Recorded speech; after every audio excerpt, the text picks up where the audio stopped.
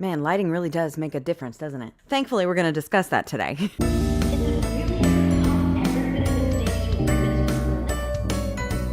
Hello and welcome back to my channel. If you're new here, my name is Natalie Megan and this is Weirdo Book Club. Today we're taking it down a notch, just lighting wise, because it's night and I was struck with ideas. And so I came up here and I had the overhead light on, but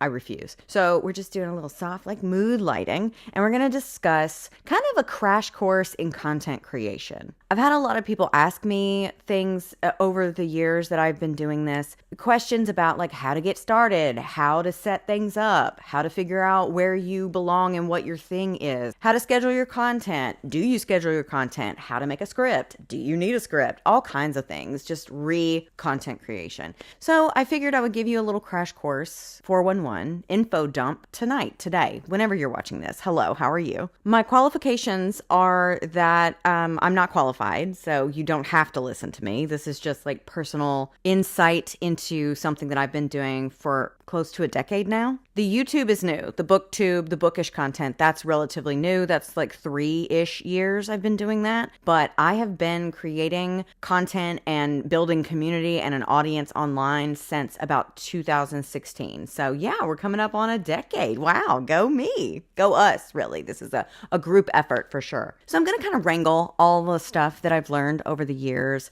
and throw it at you tonight. So have a notebook ready. I will say that I have a tentative course that I'm building. I have been building it since a year ago. It's called YouTube for Beginners. Whenever it's up, it's going to be on my website, nataliemegan.com. So if you didn't even know about nataliemegan.com, now you do. I don't even want to give you a timeline, an ETA on when this is going to drop, because it may never drop, because that's the kind of content creator I am. We're going to figure out what kind of content creator you want to be tonight. But I'm going to use the structure, the rough framework of that course that I was building, RIP, plus some of your questions that you've asked me over the past couple of weeks doing this Vlogmas, and just my, lived experience. So if you're ready, let's get started. Okay, so I've broken the course down into chapters and then some bonus lessons. So I'm just kind of going to work off of that. For the most part, I already said that. I'm repeating myself. This is so much fun already. But before we get started, I wanted to give you a couple of things that you need to note or just have in your mind before going in. And none of this is meant to intimidate you or make you rethink doing this or make you feel inferior, like you can't do it or whatever. It's just little tidbits that you need to plant in your mind before you move forward, okay? And I want it to come from a loving place. That's why I dimmed the lights. We're having a nice moment here, okay? I want to be the one to tell you just a few things, okay? Are you ready? 1, this is a job. Yeah. I've had a lot of people in the 10 years that I've been doing this approach me, commend me about some of the things that I've done, and say things like, I want to do that. I want your job. Man, it must be nice to just not do anything all day. And I hate to break it to you, but it should come from me. We're friends after all. It's a job. And if you want to see it go well, you're going to need to treat it like a job. And, I want you to have my job. I really, really do. I think there's place and room for everybody. And if I could have all of my friends on FaceTime with me while I'm working all day long, that's literally the dream. I don't know what kind of dreams you're having, but that's my dream. And so I want you to be able to make all of those dreams come true. But I do not want you to have this naive, idealized concept of what this is and what it's not. This is a job. And in order to see it go well, depending on what your goals are, if you just want to do this and have fun, then disregard. If you want this to be a job, a way of subsidizing your income, passive or active income, whichever one works for you, whatever you end up doing, whatever place you fall into, if you want this to go well for you in a lucrative financial way, or even just you want to get exposure and build community kind of way, you have to treat this like the job that it is. Okay? Speaking of building a following, that's my next point. Building a following and an audience and a community takes time. So I understand that there are lightning strikes every now and then where a crisp young somebody is going viral and then they leave all that stuff behind and blow this popsicle stand and move to LA and do TikTok dances in the mirror.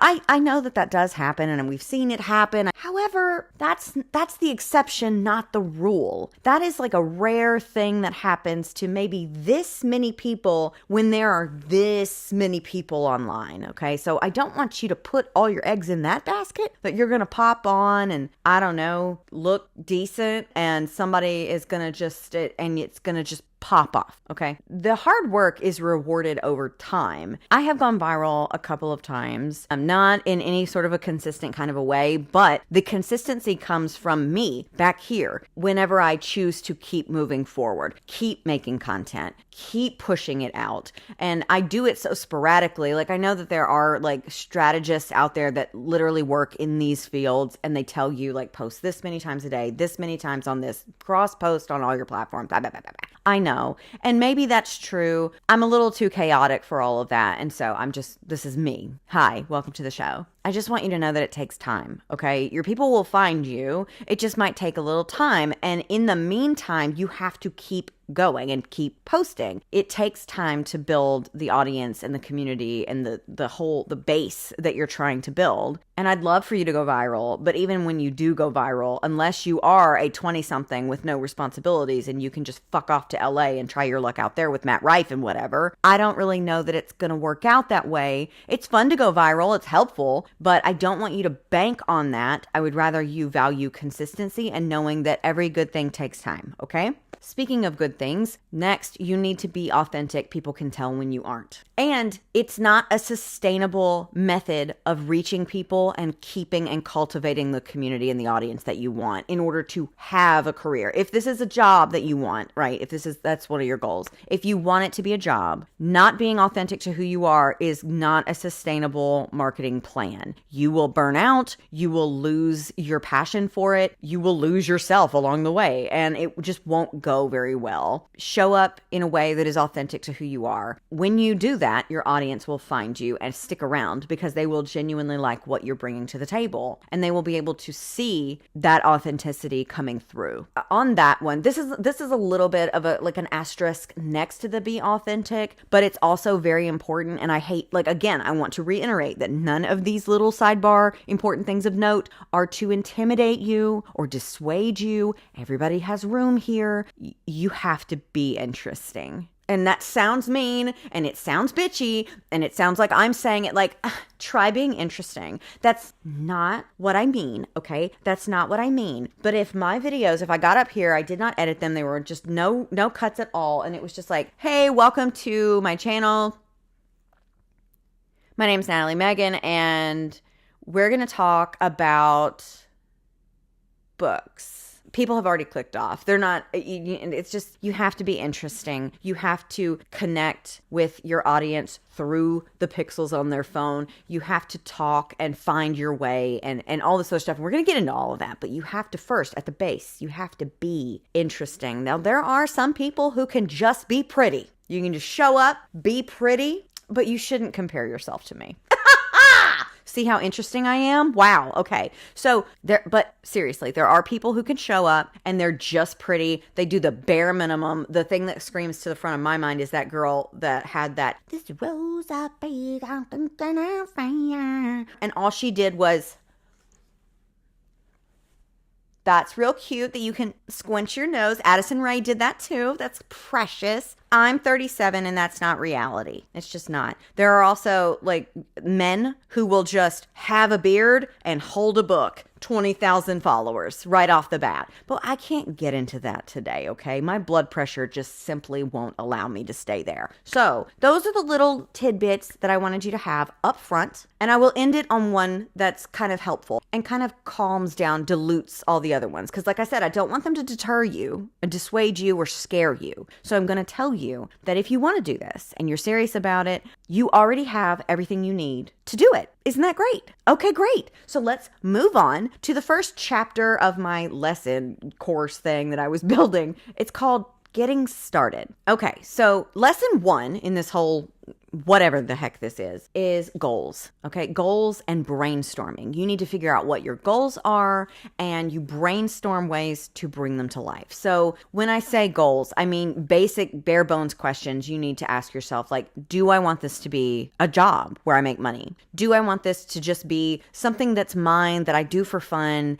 that makes me feel good, and it kind of lets me express myself in some kind of a way, and that's it. I don't really want to take it too seriously. I just want to do it whenever I'm a little more casual about it. So you need to ask yourself those questions. And then you also need to know what kind of content you want to make, because literally the sky is the limit, and being authentic and finding your audience and all of this other stuff culminate in this conversation that you're going to have with yourself for like a week or like a year before you end up starting the whole thing. What kind of content do you want to make? What feels authentic to you? What can you bring to the table? And how can you make yourself stand out? We're going to get to like marketing and thumbnails and all that other stuff when we get there. But these are just things to have rolling around in your head as you're getting ready to start. You also need to think about what platforms you want to exist on, because maybe you want to bring blogging back. I love a blog. I love it. So, and if you want to create content online and express yourself in this kind of a way, but you don't really want to be on camera, you don't really want to be recording yourself in any way, but you want something,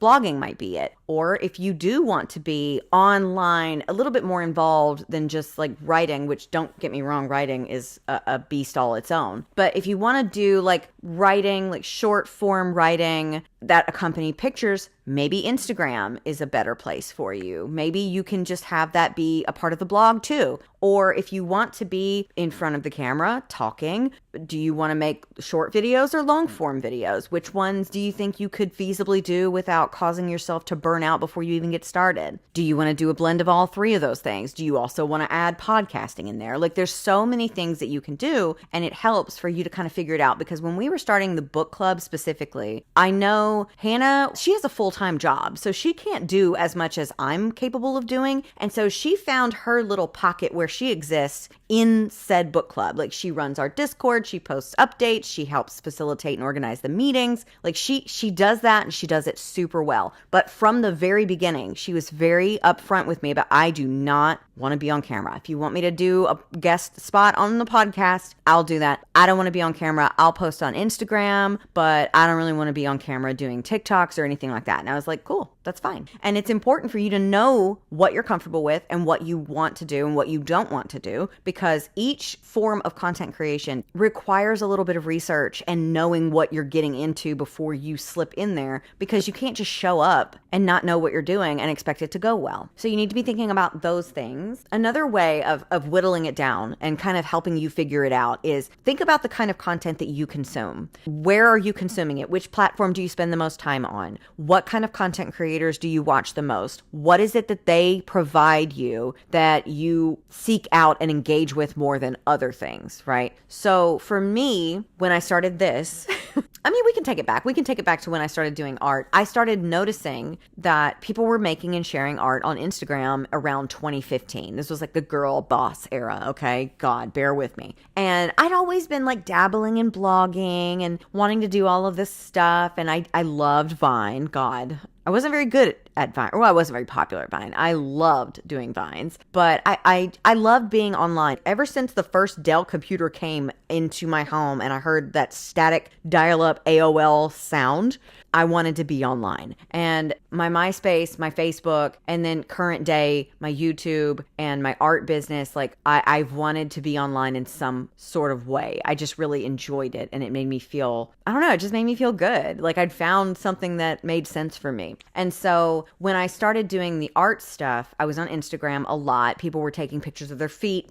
pictures of their food, you know, things like that. Pictures in front of really nice mural walls. That was the era we were in, okay? And I started to notice that art pages were showing up in my searches, or people were tagging artists in things when they would buy them. And I was like, this is so cool. And I met a few people online who were making and selling their artwork, and it was so neat. And I was like, you know what? I'm kind of creative. Let me get in there, you know? So I started making membership cards that said the Crybaby Club on them. And I said that if anybody wanted one, I would send it to them, and free of charge, because I was precious. And so, you know, I sent out 5 cards the first time. And when when they got their cards, they tagged me, and then more people showed up and they're like, I want one. And like, it just snowballed from there. And it was really kind of spectacular to experience in that time. Like I can't even explain it to you, but it was so much fun. And then after it started to kind of turn into this whole different kind of monster, I had to run alongside said monster trying to figure out how to do graphic design, how to market my products, how to set up an online store, like how to turn my designs, not only from my sketchbook to digital, but then take the digital design and turn it into a product. And so I had a lot to learn, and I really did my best at it. I tried, I got better, I honed my craft, I got better at talking to people and reaching people and discussing things online and sharing my things online and all of this stuff. And it took time, but over time, it went really well. And so in the middle of that, I don't even think I really thought about it. I was just there doing it for fun. And it was an accident. I used to tell people, because they would ask me like, how did you start this? And I was like, by accident. It was an accident, because I was just showing up as myself, talking to no one and pretending people were there listening to me, and putting out artwork that was saying things like, I can cry, or I'll cry, but I'll still get it done. And, just because I'm soft doesn't mean that I'm weak. It's okay to be sad about things. It's okay to be upset about things. Your anxiety is lying to you. These kinds of like things that I needed to hear when I was a teenager, and I just started sharing them online. But I was sharing them on Instagram, and then I transferred it over into a blog, and I made it a very communal kind of space. My friend Caitlin helped me a bunch with that stuff. We had giveaways. They were curated and themed. We had guest posts showing up to do random blog series. And so I was doing all of that, and I kind of molded to where the people wanted me to go. I didn't niche myself down. I was very much doing what I wanted to do and being authentic to myself the entire time, like we talked about earlier. But I paid attention to what people wanted and what people were excited about, and I kind of went and leaned into that. And I was on Instagram all the time. So it just made sense that that was where it popped off. And so, fast forward to when I started to kind of burn out after the pandemic, and a couple of life things came up. When I started doing this, BookTube, stuff like that, or Book Talk is where I started. I was like, you know what? I'm going to start doing an Instagram, a Bookstagram, because it went so well for me the last time and I already know how to do it. So I'm just going to start doing it there. And guess what? It didn't really go very well, because the times and the internet culture had shifted. Like I said, I mentioned the pandemic. Everybody went to TikTok. Everybody was making silly little videos in their backyard. And so while it was daunting to try and learn a whole new skill, it wasn't the first time I had to do that. And so I figured it out. And I had a bunch of my friends and other people that I was following, like Schizophrenic Reads, Baker Reads, The Morbidly Curious Book Club, Reading with Kate, or Reading with Kay. I don't remember what her name is, but all of these people are linked below. These are the first few little TikTok accounts that I found that were talking about books online. And I was like, oh my God, this is so fun. I love to read. I just recently started doing it again. This could be so much fun. And I'll just get online and I'll start talking to you about all the little books that I read. And I remember I texted my friend Caitlin, and I asked her, I was like, do you think it'd be okay if I like tried it? And she was already doing it. She's like, absolutely, please do it. And I want you to know that that's the energy I have when people tell me they want to do this too. Absolutely do it. Do it. I want you to do it. I want to help you succeed if I can. I just want you to have a realistic vantage point, okay? It looks easy from where you are. It looks like videos just come out. You do not see the work that goes in. You do not see the planning. You do not see the scraps, piles of paper filled with notes of concepts and ideas. It's a lot. And so that's why I'm not trying to intimidate you, just trying to be honest, okay? So in regards to the platforms, I started this on TikTok because I was like, I read so much. I've got a lot to catch up on. Like, I'll just do a review for every book that I've been reading lately. And that'll give me content for a while, because I'd read like 20 or 30 things. And so I was like, yes, 20 or 30 videos, And when I go back and watch my TikToks from the very beginning, it's so sweet, because it's the same on YouTube when I started on YouTube as well. I have such a softness, and I'm just like, hey guys, like trying to be here and just kind of be like, is it okay that I'm here? I want to tell you about this book I just read. It's very cute to see now. Hi, I wanted to talk about this book. My book club picked it as this spooky read for October. I think it was 2020. And it's not so much spooky as it is just gross. The story is basically about a woman who decides she's going to eat her husband. which I get. And along the way, I found myself and my voice and like what worked for me. But I will say, like I said, there's many times that I have gone viral. My videos have seen upwards of hundreds of thousands of views. And it still took consistency and work the entire time to get where I'm at now. And so let's shift it back to the point of this whole lesson. It's like the goals, okay? Is your goal making money? Is your goal to have fun? Is your goal to make like digital assets that people can pay for in your online store? And it's like a passive income kind of thing. Like you set something up and then it just goes without you. And you make like, you know, recurring money from that. And depending on where you land on all of that, everything else will shift because of your answers. Because if you just want to make silly, goofy videos because it's fun, you don't need this microphone. If you just want to get online and talk shit with your friends for you and your friends, you might not need to script. You know, there's so many elements that are at play and in rotation and constantly moving, these moving pieces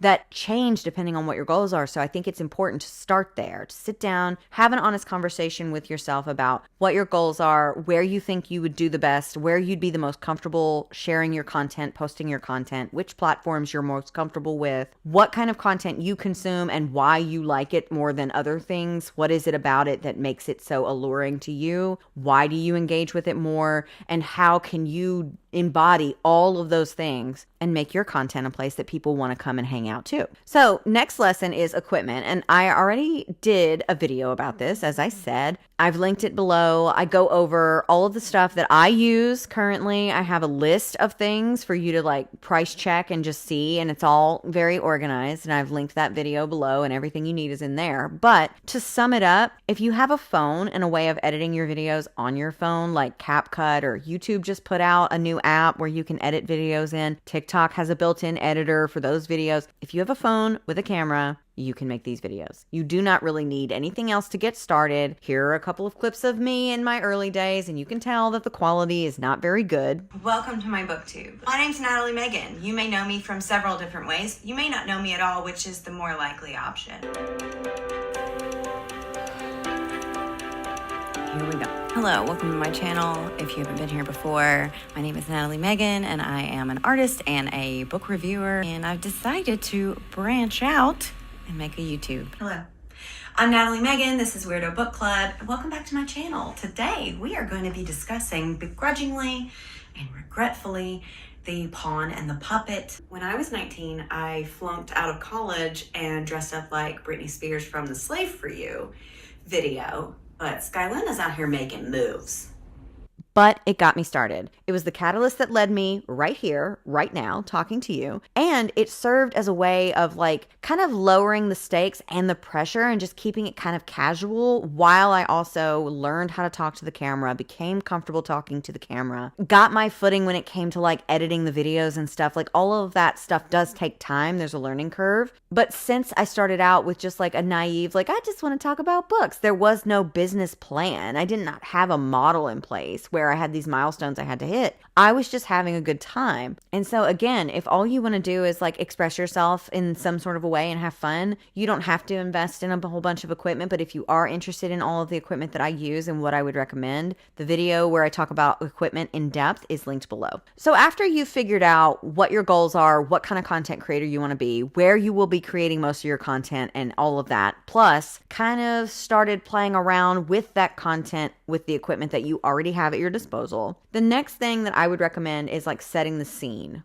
I know that I probably care more about this than other people do, but if you are interesting and your background or your set or wherever it is that you film is also interesting, it can only help you. So in relation to the equipment as well, I always recommend setting up next to, and I'm saying this right now in this dark ass room, a really well lit window. And I really am an advocate for using natural light. It's free. Why wouldn't you use it? And it looks really good on camera, especially if you have glasses and you're worried about the ring showing up. God, that dreaded ring. Like I said, you already have everything you need. You have a camera, you have editing software on your phone that you can get with the press of a button. And if you have access to a window that gets sun every now and then, you are already ready to go. But it does help that your space is clean, it's well lit, And, you can see you can hear you, and there's not a lot of background noise. There's not a lot of clutter, or like you're not over here trying to talk. Hey guys, welcome to my channel.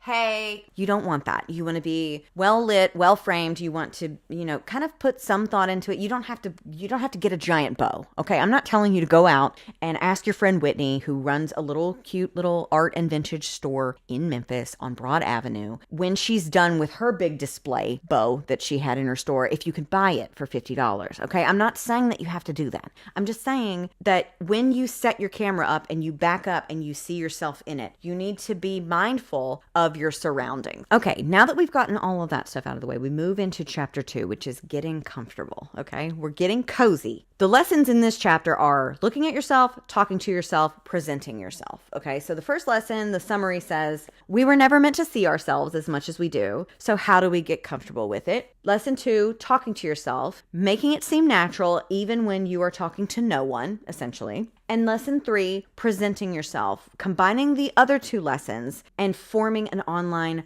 presence, persona, whatever, So did I make lessons for this? Let me click it. Hold on. Let me see how into this I've been. I did nothing. Great. I love it when I do nothing. That's my favorite. This is just going to be me kind of yapping for a little bit about this, because we really aren't supposed to see ourselves this much. Okay. And God, don't I know it? As someone who's about to turn 38 and sees a lot of myself regularly, whether I'm filming like this or I'm editing and having to hear myself tell the same joke over and over, like I have to see myself a lot. I've seen myself in bad lighting. I've seen myself with like something in my hair the whole time. And I'm like, well, it just is what it is. I've seen myself with my laugh lines and my frown lines and my wrinkle right here that I get because I frown so much because these books be putting me through it. I've seen the way my skin looks and my hair is greasy sometimes. And I see my little bandaged finger over the past couple of weeks while I was healing from that stupid injury. Like I see myself so much. And this can go one of 2 ways. It can probably go multiple ways, but like for me, I've seen it go one of 2 ways. One, the way that it went for me is that I have become so comfortable with seeing myself that it's almost nothing to see myself. Like I almost don't even think about it at all. Like there she is. Okay, here we go. But the downside of seeing yourself as often as we do and as consistently as we are is that you kind of start to get nitpicky, and you can see the changes. You can see when your teeth are kind of dull, when your lips are chapped, when you are getting wrinkles, when your hair looks bad, when your skin looks bad, when your makeup is kind of cakey and it doesn't look right and it's not well lit. You can see all these imperfections, and they can be very daunting to behold. But I want you to remember, we were never supposed to see ourselves this much. And so it's par for the course. It's completely understandable. If you turn the camera on and you see yourself and you are like, oh, that's my face, it's understandable. But that's why it's important to get comfortable seeing yourself. Okay. So right now I look like myself, but I'm very poorly lit, right? So brighten it up and then I'm still here. And it's like, what am I doing? Like my bags could take me to Europe and back. And my jawline is not as my kids would want it to be. I'm wearing no makeup. I never really figured out how to do my eyebrows. But you know what? This is what I look like. And I grew comfortable with that. I have mental health things that I've struggled with in my life, but thankfully, like body dysmorphia is not one that plagues me very often. Every now and then when I'm like PMSing or something, like I'll just get it in my mind that I need to just switch over to podcasts. She's got a face for radio kind of thing. And it's an intrusive thought and I just let it pass. Because at the end of the day, I don't care. I try to be very neutral about my weight, my face, my aging, my everything. I try to take a neutral stance to it because this is just, the keeper of all of my magic. It's just the thing that's holding me. And it's doing a really good job, okay? It's not as young and thin as it once was, sure, okay? But I'm okay with that. And if people are here watching me, I don't necessarily, sure, maybe there's a few of you out there that come over here because I'm cute. And you know what? Stop it, okay? Let's be serious. But I don't think that's why most of you are here. Most of you are here because I'm what? Oh, we talked about it earlier. Do anybody? I'm funny. I'm interesting. You like hanging out with me. Actually, let me tell you a little story before we move on. One time, and I'll never forget this, okay? I think this was like a canon event in my lore that kind of cemented who I am and who you're seeing right now and how I'm able to be neutral about this, because I'm pretty okay with the way that I look most of the time, which is a feat in itself. So I hope that if you struggle with your, facing yourself and dealing with how you look, I hope that you get there one day. I want that for everybody. Peace, you need it. You deserve it. But it wasn't always like this because being a teenager is hard. So me and my best friend at the time were at the mall, right? And she was drop dead. She's always been gorgeous, glamorous. Okay. She knew how to curl her hair.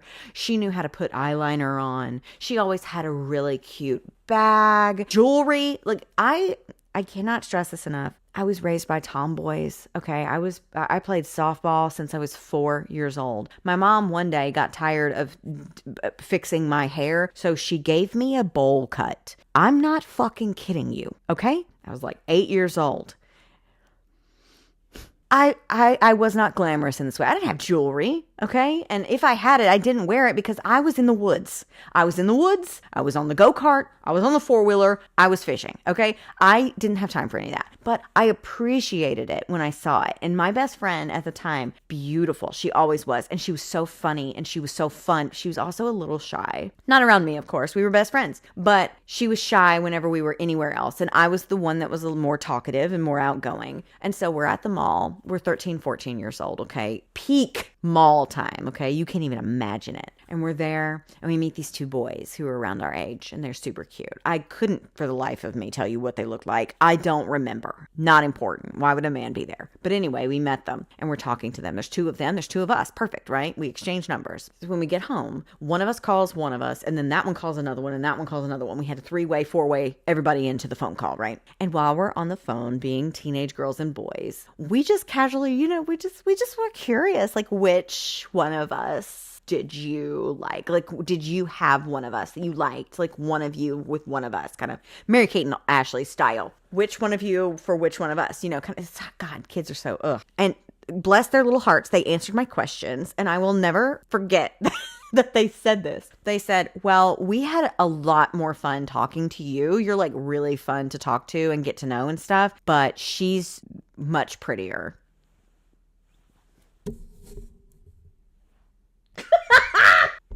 And I took that personally, okay? I didn't actually. I knew that already. But I was like, you know what? I kind of think that's okay. Like, maybe I'm remembering it wrong and I'm viewing it through like a vantage point of being old and now I can look back on it with like a rosy, like little glow. But I really do remember thinking like, honestly, if I had to pick, I'd rather be fun. But I don't think I had to pick necessarily. That she was prettier and that's just, that it is what it is. I never held it against her either. Like I kept being friends with her, which is funny because my mom gave me the opposite advice. She was like, you need to be friends with ugly people. And I was like, what? And she was like, so they make you look better. I'm not gonna do that, but thank you. That was great advice. Good job. Way to go. We're getting off the rails here. But like all this to say is like, depending on who is asking and who is commenting on it, you could be the best or the worst thing that they've ever seen. And you have to settle somewhere in the middle that when you look at yourself, you are at the very least okay with what you look like, with what you're seeing, right? And on your good days, maybe even like it a little bit. Maybe you even think you're a little cute. I don't even know. And I think that will go a long way as far as learning how to be patient with yourself and give yourself grace when we move into the second part of this lesson, which is talking to yourself. Making it seem natural when you're essentially talking to no one. This is something that I have to tell you, I've been primed for from an early age. So I kind of started out on third base. My family had a video camera, and whenever it was on, so was I. I was reciting the alphabet. I was counting to 10 in Spanish. I was doing a little dance with my little keyboard. I was playing Monster in the hallway with my uncle. I was reciting scenes from Teen Wolf, The Jungle Book, Labyrinth, please, okay? From memory. Commercials on TV, I can recite them.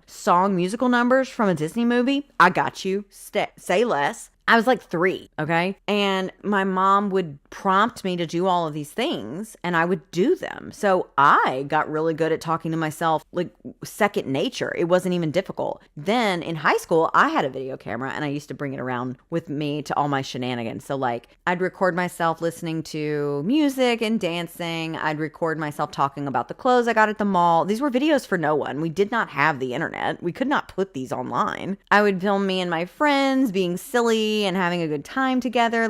But when the camera was on me, I was talking to my friends behind the camera. They were holding it. I was talking to them. And I think that even if you didn't have like my startup story, if you existed in a time where someone had to be holding the camera for you and you were talking to your friend behind the camera, that kind of sets you up for success. You start out on third base as well because there was somebody back there. So you weren't talking to no one, but you got used to looking at the camera and talking to them behind the camera. And so I highly recommend, this is silly. It's going to sound silly and it's going to look silly and you might feel silly, but you just need to like sit with it until you don't feel silly anymore because it's going to work. Get a little picture of somebody, yourself, your best friend, your mom, whoever it is that you like talking to. Tape them up on your phone. Just tape them up there. Just pop them up there and you can see them and it'll feel like you're not talking to yourself. And it'll get you a little bit more comfortable looking at the camera, talking to the camera. Like it feels like we're on FaceTime right now, doesn't it? What are you doing? What is that? Are you eating a snack? Well, give me some. See, like I'm alone in this room.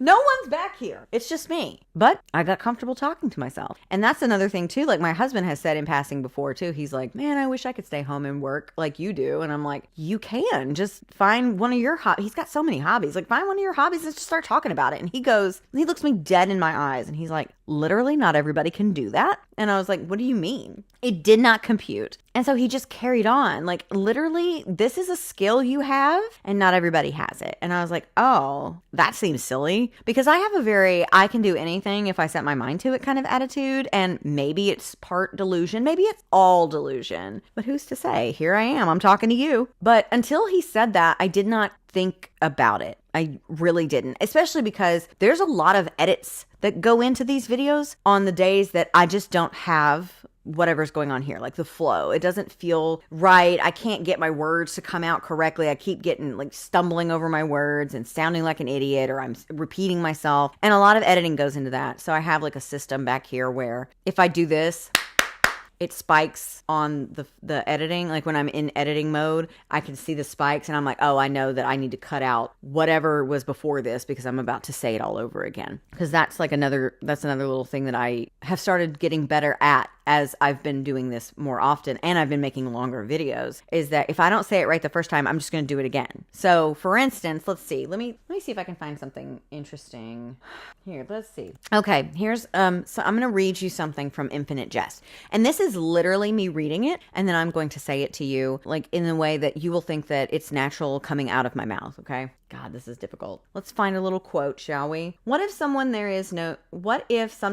okay, see, I already messed up. What if sometimes there's no choice about what to love? What if the temple comes to Muhammad? What if you just love without deciding? You just do. You see her and in that instant are lost to sober account keeping and cannot choose but to love. Okay, that's complicated for no reason. So let's try it again. What if sometimes there is no choice about what to love? Okay, great. What if sometimes there is no choice about what to love? Oh my God, I nailed that. Okay, what's next? What if the temple comes to Muhammad? Okay. What if the temple comes to Muhammad? What if you just love? What if you just love without deciding? You just do. You see her and in that instant are lost to sober account keeping and cannot choose but to love. Now this one's going to be kind of tricky, okay? You just do. You see her and in an instant you are lost to sober account keeping and can't help but to love. I just looked over there the whole time. Lost to sober account keeping and cannot choose but to love. Cannot choose but to love, okay? You just do. You see her and you are lost to sober account keeping and can't help but choose to love. I know that that's not right. And cannot choose but to love. See, why is it so complicated? You just do. You just do. You see her and in an instant you are lost to sober account keeping and cannot choose but to love. And now I'm going to splice all of that together and it's going to seem like I know what the hell I'm talking about. But you know, because you just watched me do that I don't.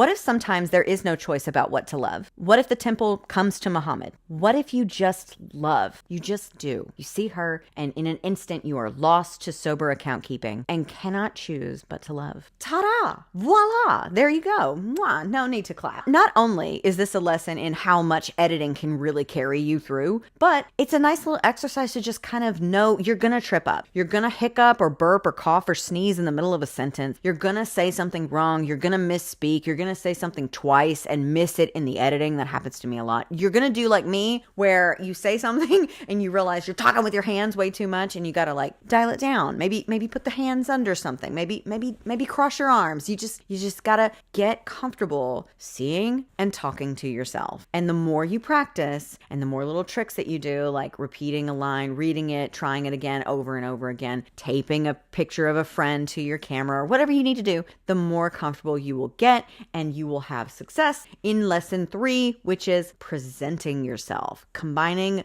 listening to yourself, seeing yourself, talking to yourself, and forming an online presence.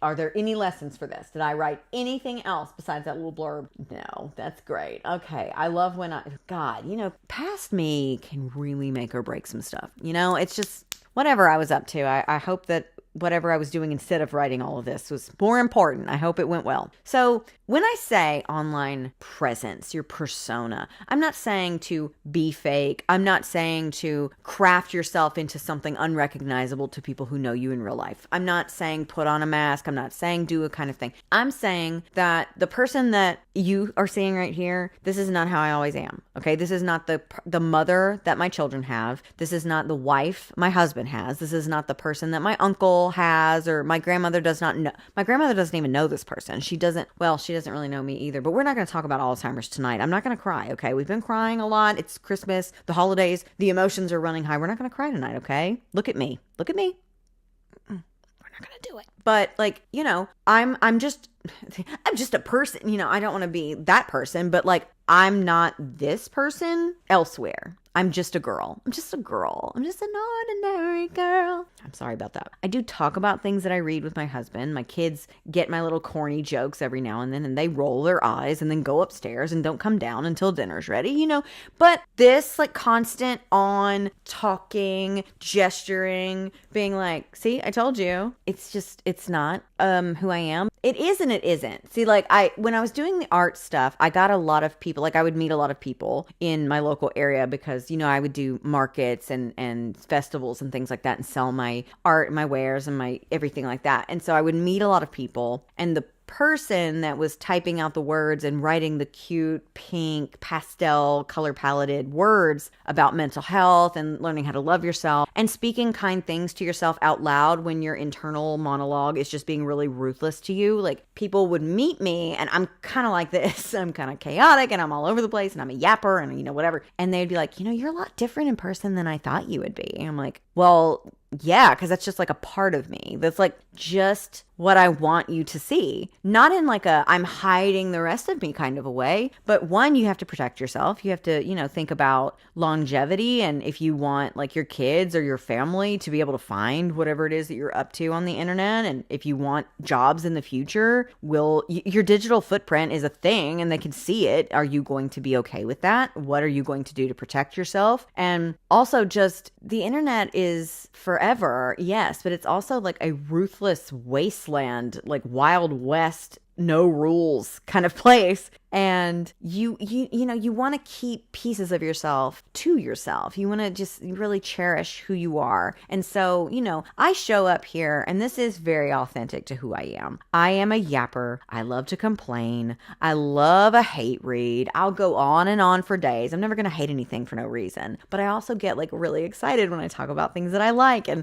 that was one of the things my husband told me. He's like, one of my favorite things about you is how excited you get about things that you're really, excited about or anticipating and stuff like that. And I was like, that's a sweet thing for you to say. Thank you. So it's really just making the first two things line up, getting comfortable with seeing yourself as much as you are, getting comfortable with hearing your own voice as much as you're going to, and then putting all of those things into practice so that you can show up however you want to show up online. And like I said at the beginning, being authentic, finding your voice, finding your niche, finding what you're good at and figuring out how to lean into that and do it well well and do it on purpose and do it. That's what I mean. I don't mean like I don't mean in this like really egregious way. Like I show up and I'm like, well, hey y'all, it's so good to see you.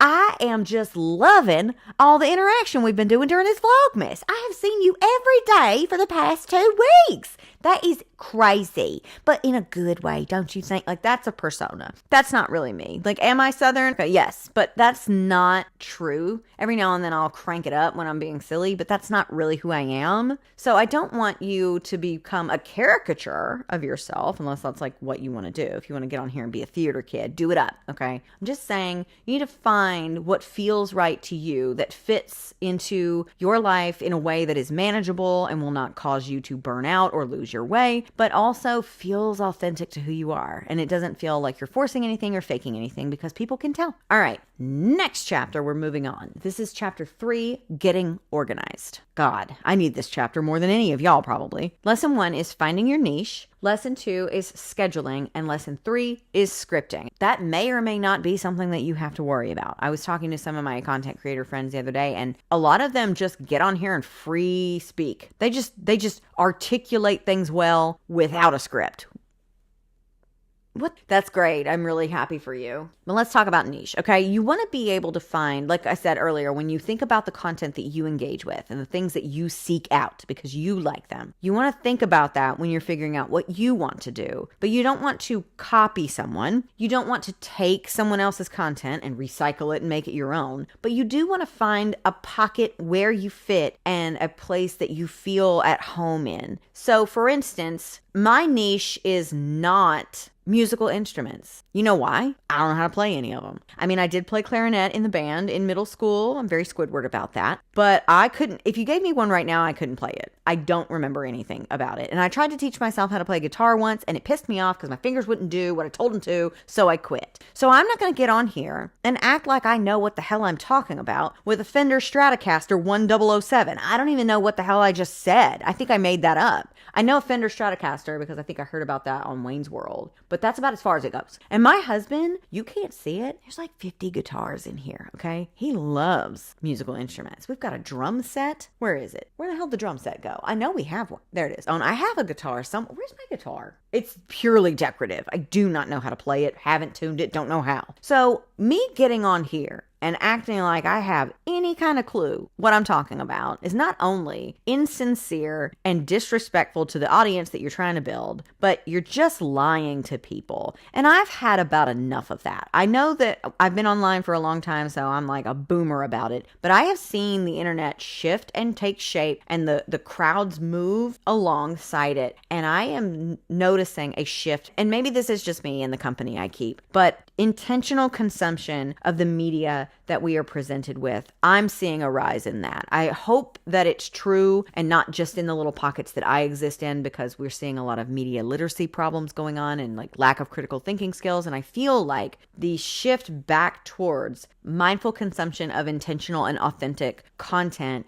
is going to do a lot for us.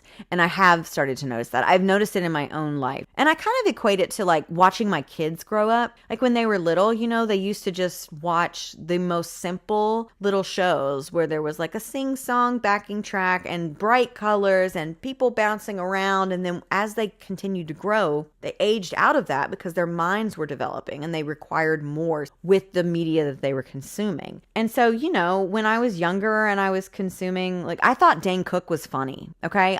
Listen, we're sharing. We're in my guest room, okay? I'm going to just lay it all out here for you. I thought Dane Cook was funny when I was 19 in college, okay? I did. It's okay to judge me. I'll let you. Okay, you done? But as I grew up, my taste changed. Also, he's kind of a piece of shit, but like that's neither here nor there. Now, sometimes you're right the first time. I also thought around that same age group that Mitch Hedberg was really funny. And guess what? I still think Mitch Hedberg is really funny. So sometimes you're right and sometimes you're wrong, and that's okay. But part of finding your niche is looking to the things that you already enjoy yourself and would like to be a part of, that you would like to kind of do your own twist on the stuff you already enjoy. Like I said, it's really nice to shoot for a viral moment, but as someone who's nearing 40, I know that I'm going to have to do a little bit more than just get on the internet and look cute to get people to care about what's going on my pages. You know what I mean? Like, it's nice when people are able to do that. If you're hot, be hot. I'm happy for you. But you have to also be interesting. And the best way that I've found to be interesting, not saying that I am interesting or like, you know, people that like me, you like me, you're here. But like, you know, and this is like not related, but kind of, my friend Becca, who got me this sweater, told me once, she was like, I think you're one of the smartest people I've ever met. And I was like, I think you need to meet some more people then, you know, because like, what do you mean? Like, I'm a 2-time college dropout. I don't know what you're talking about, but what she followed up with made sense. She was like, anytime I've seen you have a conversation with somebody and you don't know what they're talking about, you just say that. Like, you don't pretend like you understand it. You don't pretend like you know what they're talking about. You don't talk out of your ass. You either have insight and you share it, or you know you don't and you shut up. And I was like, you know, I'll take that. I'll take that, because that's not the case. We've got Michael Tates. That's not, what's his name? And we've got Andrew Tates by the dozens, okay, out here being like, here are 5 ways to make $3,000 a week in passive income. And they don't know what they're talking about. They just look like they do and they talk like they do. None of these people know what they're talking about, okay? And while I appreciate her saying that I'm the smartest person that she knows because of this, I also think that this really bodes well when I was coming up with the channel and the content and making it and building it from the ground up. I'm not gonna get on here and act like I know what I'm talking about when I don't. If I say something and I'm not sure about it, I will say that. I will let you know, like, hey, don't quote me on this. I'm not sure. I'm just telling you, and this is what I think. And if I do know, I'm gonna be like, listen, I'm gonna tell you right now, not true, not happening. And that goes back to authenticity. And the authenticity is going to play into whatever niche you find yourself in. Now, I also want to, little asterisk here, you want to find a space that you can fit in. You want a niche. You want to find what you want to do and do it on purpose, right? And be authentic and show up in a way that feels right with your spirit, okay? But you also don't want to let your niche become your cage. Because like I said, a couple weeks ago, I went viral in a way that I don't think I've ever gone viral like that before, because I made a TikTok parody song making fun of Taylor Swift's new stupid album, the I Love Travis album, the He Has a Big Ding Dong album, and I got almost 1 million views. That's insane. That's a lot of views. Now, would I probably be able to niche way down and just make an entire account where all I do is sing dumb parody songs? Yeah, I probably could have. Do I want to do that? I'm going to tell you right now, I don't. It was just a silly, goofy little day, okay? That album dropped. It sucked. And I made the song because it was funny and it made me laugh. So I was like, why not? Boom.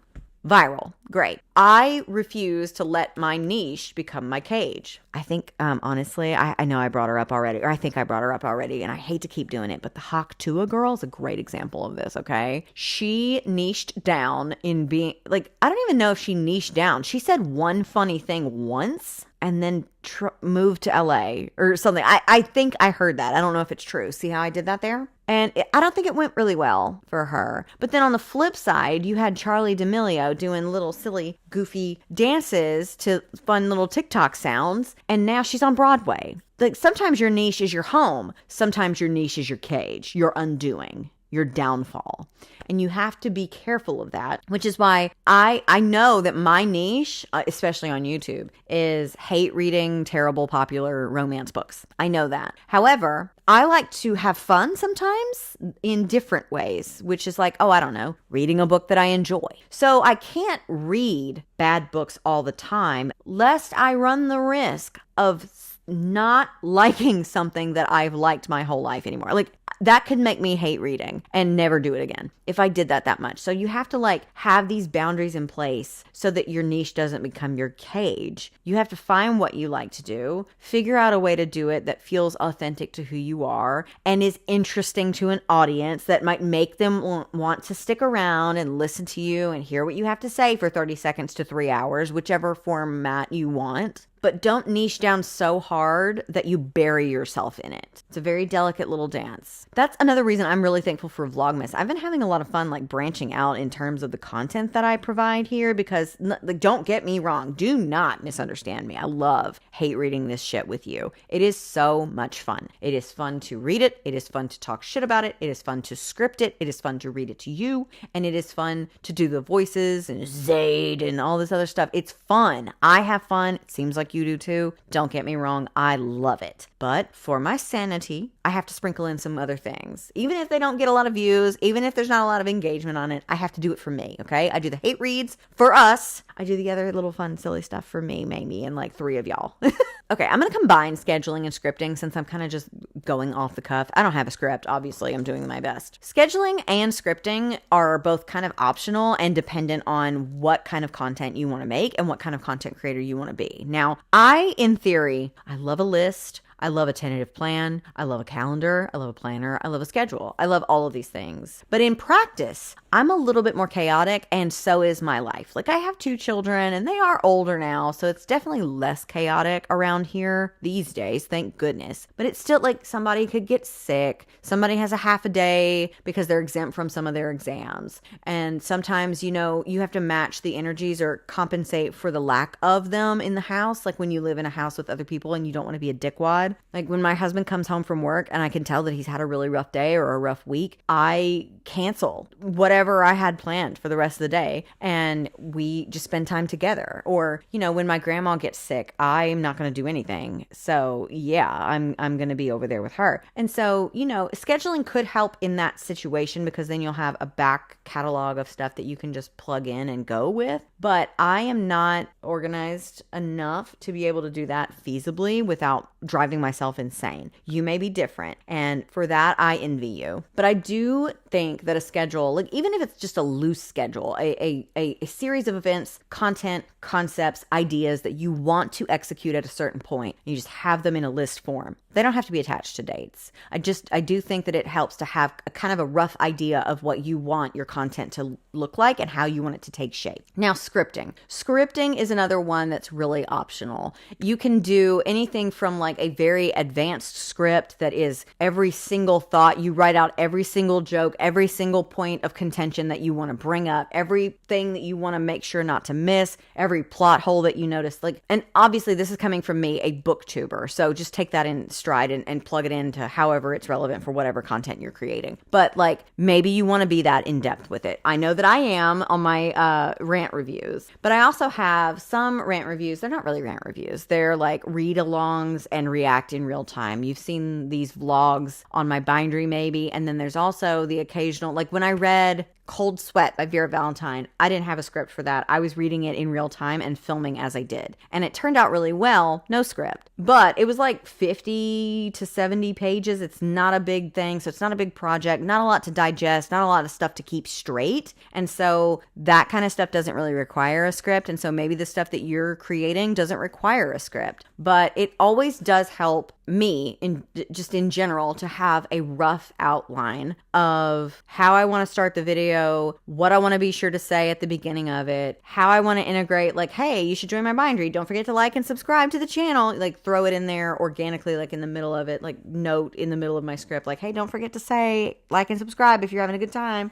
And, a couple of points that maybe keep me up at night, like, or some talking points that I thought of, like the other day, me and my family were going to see a movie and I was driving, so I couldn't text it to myself, but I had an idea. So I had my husband text it to me, and that's not very well structured, of course, but it is like a loose outline and way of keeping on track when you get into these like long-winded things. Now, of course, again, if you're not really doing a long-winded thing, maybe you don't need a script. Maybe you don't need an outline. If you're just naturally articulate and you know what you want to say and you say it, God, man, if only. I would love to be you, but I'm not. I'm me and I need like an outline, but it's really subjective to who you are and what you know you need in order to be successful with something like this. Okay, so chapter 4 is the marketing portion of the chapters, the lessons, whatever you want to call it. And it says like lesson 1 is the basics and then lesson 2 is thumbnails. But like honestly, that's again like very dependent on where you're creating content. So let's just kind of go over it a little bit. Like I've talked to people before. People people will tell me, like I told you that I hear this all the time. It's like, I want your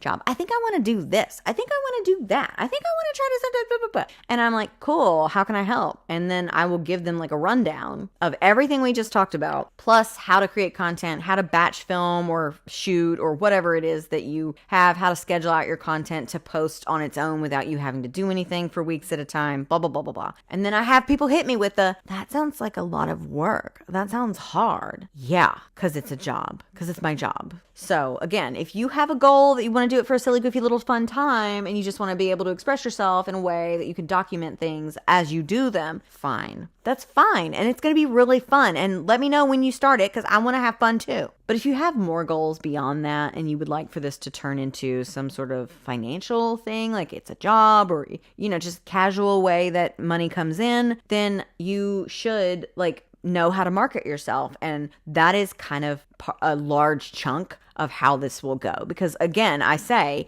you might go viral, but if you don't know how to stay relevant, stay authentic, and stay consistent with your posting, which is marketing, it's not going to take you anywhere. It's going to fizzle out before it even gets started. So with marketing, I'll tell you what I do. And I'm not very good at it.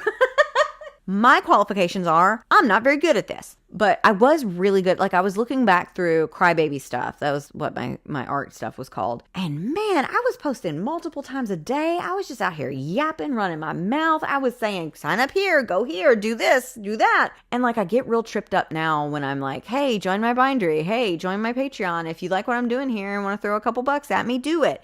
And I'm like, ugh, that feels so inauthentic. Everything feels monetized now. I hate giving into capitalism in this way. But you know what? If Taylor Swift can put out 45 different variations of the same goddamn mid-ass album and make you pay buckets of money for it just to be unsatisfied, I can ask you to join my newsletter. I think it's going to be okay. That is one key thing that I do want to say. If you want to build community, you care about cultivating an audience and being able to connect with and reach that audience, you need to get an email list, okay? You can start one on MailChimp and it's free up until 200. But when you're starting out, it's nice to just do the free stuff so that you don't shell out a whole bunch of money up front that is not necessary because you actually don't want to do this and you'd like to go back to school instead.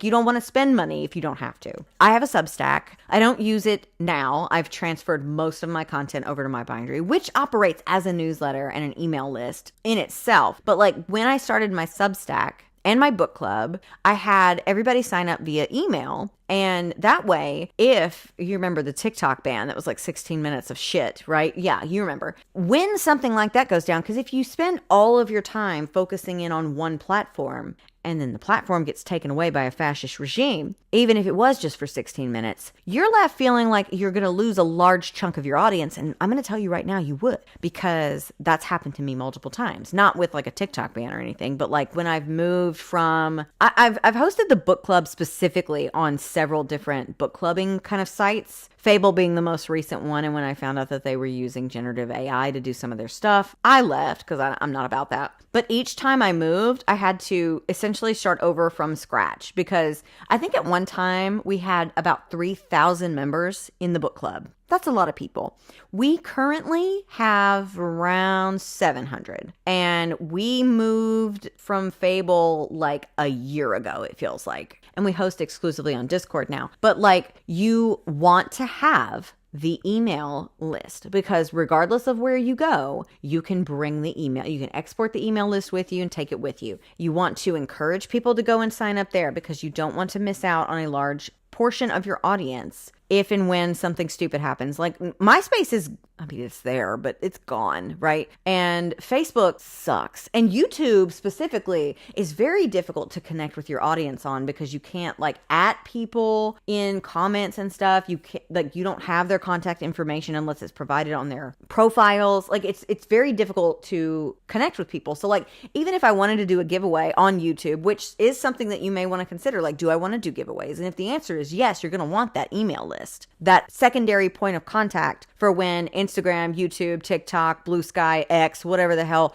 goes under or isn't going as well, or you can't reach them in their DMs, or they don't allow people to tag them, which I've encountered a few times on Instagram where somebody will win and I'm trying to tag them and I can't because of their settings. You want that secondary thing and you want it to be able to go with you wherever you go. So I highly recommend an email list. Cannot recommend that enough. And if you have a Substack, which is essentially like a newsletter/blog, it's free to set up and you get to export your members list when people start to subscribe to you. So that's a fun, free little resource for you if you want to get started on that. The next thing, I'm not going to get into it today. Maybe I'll make a video about it, like really getting into the thumbnail thing, but that's really specific to YouTube as well. But you want to create images, videos, whatever medium you choose to create in, you want it to be visually striking. You want it to make people want to click on it. And if you are just that gorgeous, fine, let it be your face where you're just sitting in your car, right? Like, great. Like, I love it. Oh my God. Click. Like, I am not set up that way. I'm just a regular bitch. So I have to also be funny and interesting. So, but aside from that, if you're not just drop dead gorgeous, you're not like Marilyn Monroe out here living in 2025, then you're going to need to think about what you're presenting and how you present it. Canva is a really great resource that I use to make my thumbnails in, and it is free. You can sign up for paid resources and stuff, but it is free to use and it is very easy to use. It's very user friendly. You just kind of poke around until you get the hang of it, which is what I did. And you make thumbnails that jump out, that say something in real big letters, that have like the cover of the book that you're talking about, or like you really want it to be visually striking to where people will stop scrolling to see what it is. And then you want to be audibly and visually interesting enough that they stay for the video, right?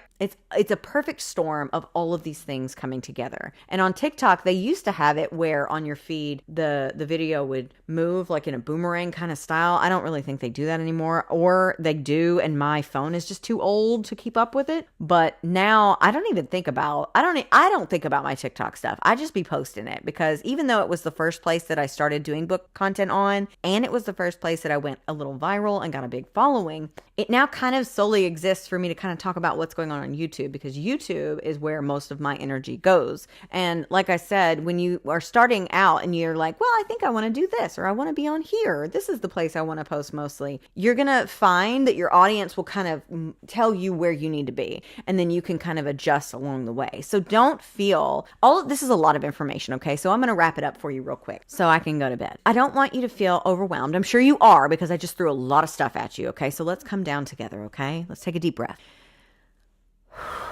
That was a lot of information, okay? And you can like overthink yourself into a spiral, and then you'll end up freezing in place and never doing anything. But I do not want that for you, okay? If you want to be a content creator for whatever reason, if you want to be a content creator to promote something else that you're working on, if you want to be an author and you want to start promoting your books, if you want to make scrapbook how-tos and walkthroughs and stuff like that. My friend Leilani does that, and she's so good at it. She's got everything about her is so visually captivating and interesting, and you just want to be closer to her and you want to know more. She's a great example if you want to go and look at that stuff, because I don't even scrapbook. Okay, I collage every now and then. I had a little pocket of my life during the pandemic, especially, that I thought I was going to be a scrapbooker. I don't think that I am. Just like I'm not a planner girly. I really, really wanted to be, but I just don't think I am. But I will watch her videos. I'm like, oh my God, they came out with a new sticker line. I don't care. I like her stuff. It's visually gorgeous. She's got a nice voice. It's easy to listen to. And she makes the cutest little scrapbooks. Like what else can you even ask for? And so, and I don't even think her face is in it often. She's just doing stuff with her hands. Like there's so many different things that you can do. And I don't want you to get all bogged down with I need to know where I'm going to do it most. And I need to put all my energy into that. And I need to buy a $500 camera with a microphone so that it's good. You don't have to know all of that and have it set in stone to get started. You have everything you need to get started right now. There are free resources online. You can start building your email list. You can start funneling people over there. You can start posting on Instagram, on TikTok, on Threads, on Blue Sky, wherever you want to post. Start your own blog. Do whatever you want. Start a podcast, unless you're a man. We got enough of y'all, okay? Cut it out. But you have all the tools available to you and you don't have to shell out a lot of money. What's really going to carry you through and make it possible for you to have like a career doing this, or at least a presence that you enjoy coming back to and making things for, is all the stuff that we just talked about. Getting comfortable with yourself, your voice, the way you look, setting up the scene so that it's intriguing to look at, that people want to click on it and see more. Have a loose idea of what your goals for this whole thing are. Make lists about concepts that you have. Think about the content you consume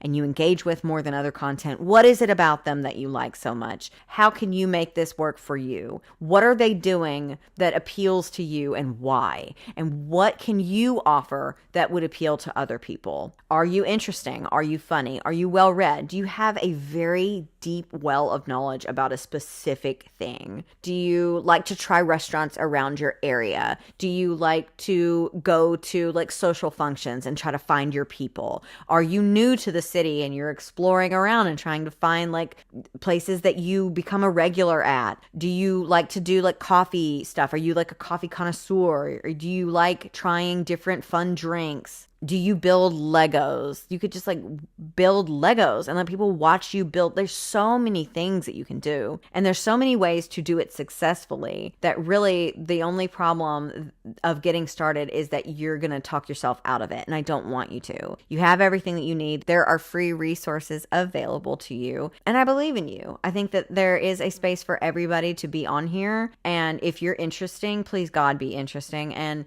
you have something to say and something to offer, and you're willing to put in the work, because it is work. Even if it is something that you're doing for fun, you do require to show up and do it well, then I think it's going to go well for you. And I think that it'll be an overall positive experience. And even if it doesn't last forever, even if it fizzles out after like a year or 3 years, or if it's just something that you don't want to do anymore, it doesn't bring you joy anymore, and you end up closing that chapter, you will learn a lot from doing it anyway, and you'll carry those lessons into whatever your next adventure is. I experienced that when I shifted from the art to the book stuff, because there was a lot of stuff that I didn't know what I was doing at the beginning of Crybaby, that when I started Weirdo Book Club, I already knew what I needed to do. Like it wasn't even a second thought. I'd already learned all these things and I'd gotten better at them over the course of running that small business. And now I'm ready. I'm here. I'm ready to go.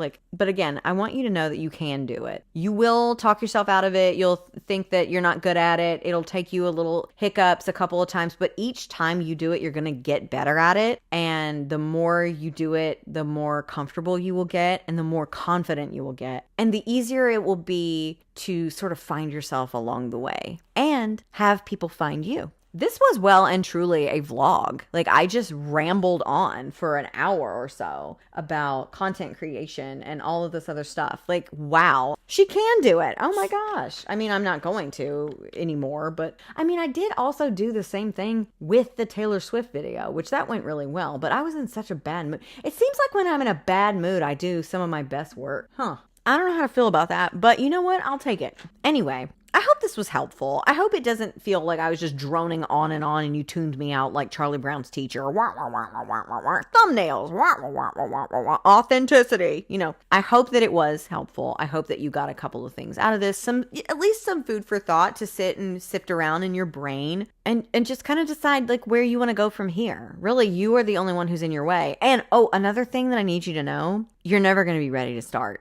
I'll start when this happens, or I'll start when I get this piece of equipment, or I'll start when I do this thing. You're never going to be ready. You have to just do it. You have to just start. And again, you'll find yourself and your process and your confidence along the way. And what you start doing might not be where you end up. There might be some changes that happen along the way through the process of doing it and getting comfortable with it. But you shouldn't stop and stall out and just freeze in place just because you don't think you're ready. You're never going to be. You're always going to feel like you're not prepared enough, that you're not smart enough, that you're not doing this enough, that you haven't studied enough, that you haven't done blah, blah, blah enough. But you have to just start. And if you show up as your authentic self, if you're being true to who you are and not trying to force yourself into places that just don't serve you, and you just do what feels the best to you, even if it's uncomfortable at first, because it's kind of odd to start doing something like this if you've never done it before, it will be okay. But just know, this is another tip, and then I'm going to wrap it. I can't keep going on and on. You are going to kind of get a little sick of yourself because you're seeing so much of yourself and you're hearing so much of yourself. Like, we're not meant to perceive ourselves in this way. And I cannot say that enough. By the time I've had people ask me before, they're like, well, what's your favorite part of the process? When I'm done. Like, I also really like finding clips and splicing them in so that my videos are extra funny, and like editing them down so that they're really quick and fun and, you know, sharp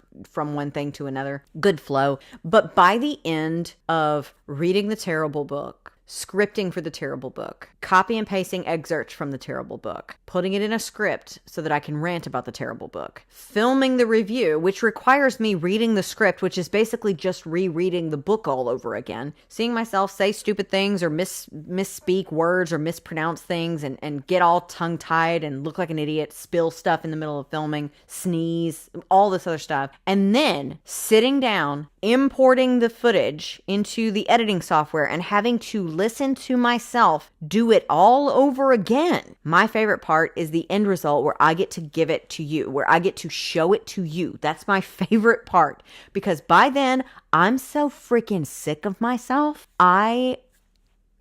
You know, like, geez Louise. And I like me pretty decently. I have a pretty decent relationship with myself. I have a very rich inner life. I really blame my childhood for that. Like, I spent a lot of time in the woods, as I said, creating these worlds and these little fake scenarios and acting out scenes with literally no one. It was just me in the woods. And I learned how to be by myself and with myself and enjoy my own company. And so I have a pretty healthy relationship, like work business balance between being myself, which I have to be all the fucking time, and then having to see myself be myself, which I don't have to do all the time. And it's good because it gets really annoying. And a lot of times after I have a filming day where I've been scripting and filming and editing and this and that, I am just sitting downstairs in silence. I'm playing brain off games on my phone and I am listening to nothing. It's just, I need nothing because I am so much everything and it's just all the time. And so, you know, yeah, my favorite part of the process is giving it to you. So I am going to probably experience a lot of nonsense tomorrow when I edit this, or I'm going to be like, I'm just going to throw this whole thing away. But I want you to know, if you're watching this, that means that I didn't throw it away. I did not let my personal feelings about being so bored of my own self, because I spend all day, every day with myself, get in the way of pushing this through to the end result, which is ultimately getting it to you. I do hope this was helpful. I don't know if it will be, or if it will just be like a rambly mess, but I know that you will tell me because you are really good at that. I appreciate you sitting with me and listening. I asked a couple of you, well, I put up in my Instagram stories a question box, like an anonymous question box for you to ask me questions about content creation. So I'm probably going to loop that in the Q&A that I'm going to do on the last week of Vlogmas. So if you haven't done that already, or if you have a question that you'd like to ask me about content creation, you can find me on Discord. If you join my bindery, it's free to join and you get access to the Discord through that. You can find the link to go and ask me the questions and the forums and all the other stuff. It's all on my Discord and it kind of all lives over there for the time being until, you know, we move on to something else. So yeah, there's no time like now to join my bindery, my /newsletter. You'll get emails sent straight to you about the books that I'm talking about, Discord access, and a bunch of other fun perks too. I try to make it fun for everybody, regardless of whether you're paying me or not. So again, I hope that you like this. I am going to try to work on the actual course that I was building, because I do think that it would be beneficial to have it more streamlined and organized and less yappy. But for now, for Vlogmas, this is my token to you. This is my day whatever Vlogmas video, and I hope that it was helpful in your quest to become a content creator. And I wish you luck. And let me know if you have any other questions. You can ask me down below, and maybe it'll make the Q&A video when I get around to it. I love you. You don't have to say it back. I'll see you later. Bye. I'll see you tomorrow.